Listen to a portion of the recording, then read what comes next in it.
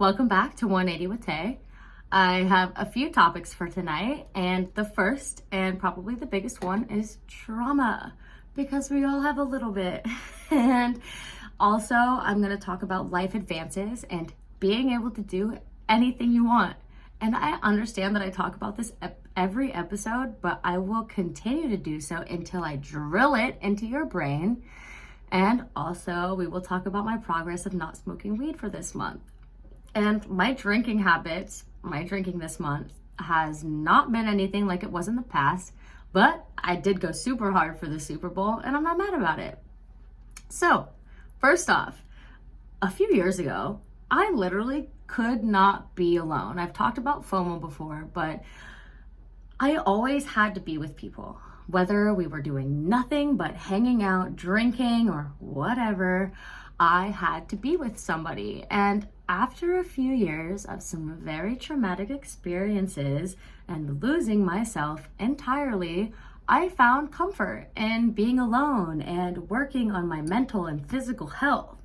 So I honestly do not believe that a few years ago I could have ever put down the bottle and not drank for an entire month or not smoked for an entire month. And it just didn't feel safe in my own mind. I needed substances to drown out my thoughts, and it was a negative space. And I fueled the negativity with alcohol and drugs just so I didn't have to think about it. And although I have grown out that time in my life, which I am so fucking grateful for because that's huge. It's really, really easy to be pulled back into the darkness. But sometimes I do get lonely. I have lots of friends, but learning to love yourself is sometimes a lonely road. But who doesn't get lonely sometimes? Like, it is just part of life, learning and growing. So I do feel like some of those traumatic experiences are what bring people to drink, but vice versa, I also feel like drinking excessively brings people to some traumatic experiences. Either way, I just want to help somebody not go through what I went through. Letting somebody enable you to ruin your life, ruin yourself. And that's my whole goal here, is to help anybody, help myself be better.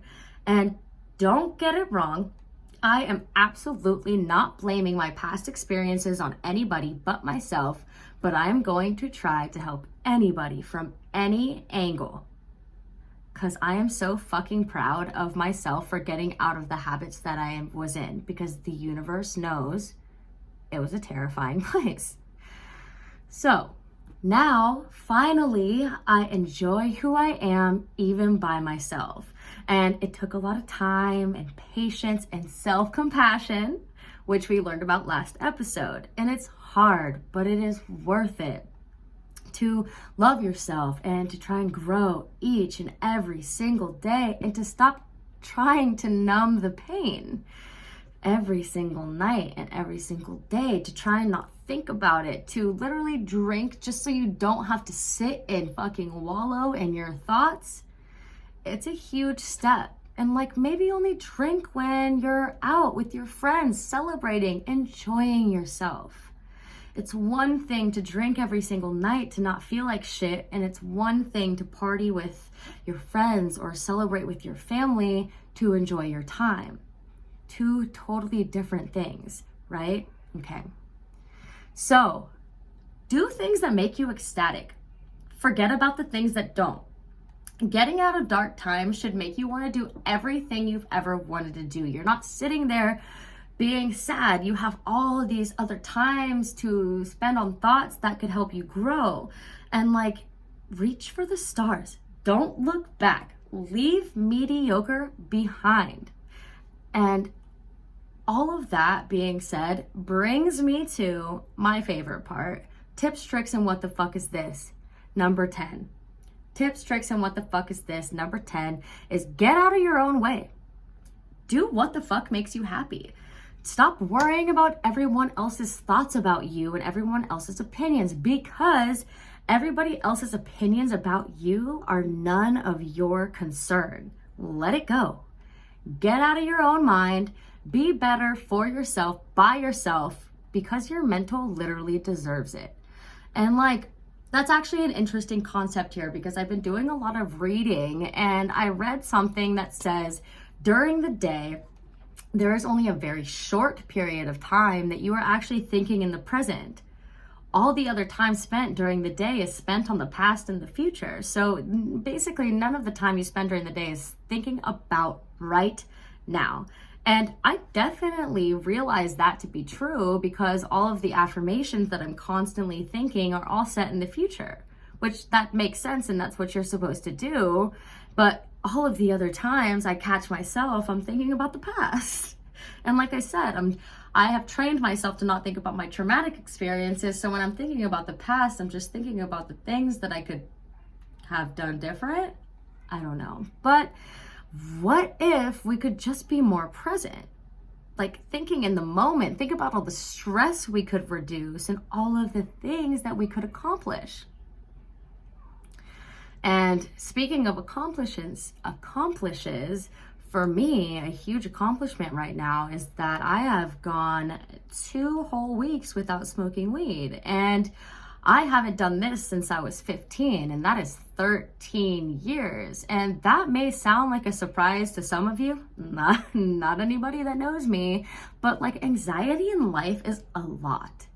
And weed just makes it easier for me. And what I'm doing here is I am trying to take all of the steps to know that I am stronger than the substances available to me. And there have been a lot of positives and a lot of negatives so far with this journey, and I'm just gonna lay them all out on the table. So at some points, I have like super severe anxiety that no breathing techniques can resolve.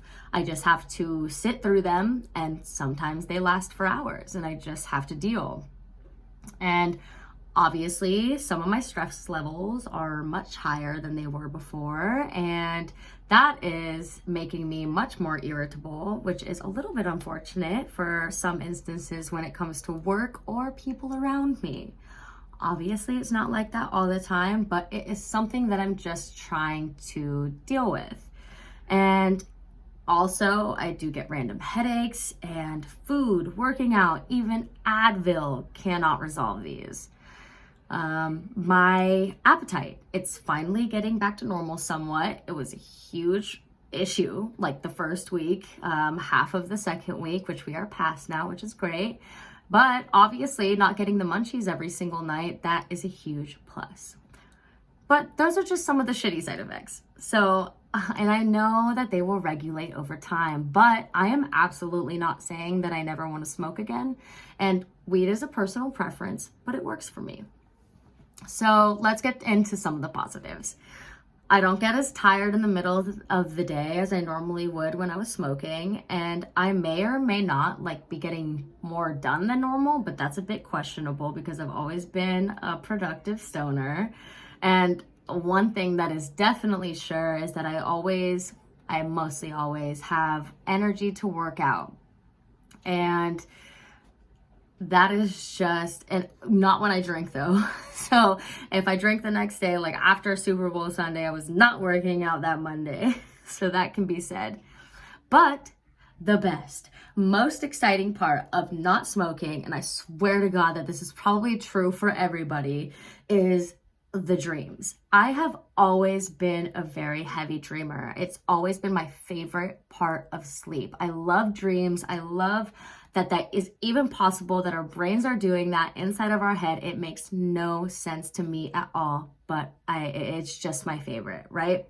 Now that I'm not smoking, they are longer, more vivid, more outrageous, and I love that. I wake up stuck in dreamland, like for 30 minutes to an hour sometimes even, like replaying it over and over in my head.